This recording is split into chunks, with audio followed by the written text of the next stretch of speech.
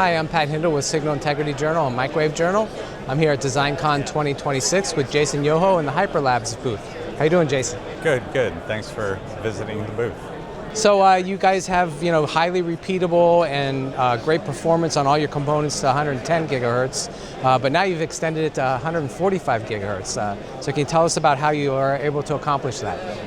Yeah, so the key was not jumping straight to 145 gigahertz, but to get a platform and a basis at 67 gig. Once we added 67 gig design, we moved all of our components to 110 gig.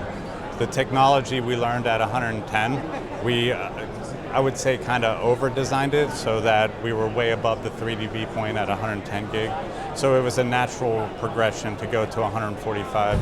It wasn't really a redesign, so to say, but slight tweaking and adjustments of the design we already had, and we were able to get to 145 on 2 of our components so far, with more in the future. And so they're very repeatable. How is that important to the customer? Repeatability comes in. A lot of our customers do differential signaling. So instead of buying 2 part numbers that aren't really matched exactly in phase and amplitude, we make sure that we match those parts and bin them together during every manufacturing run and every group of parts. That way we can have perfect and excellent differential signaling on each side of our component, so that helps with jitter, common mode rejection, and other factors that are important to signal integrity. And so with these, they have a 0.8 millimeter connector, quite small. What were the challenges for that? Especially, did you have challenges with the supply of the connector itself?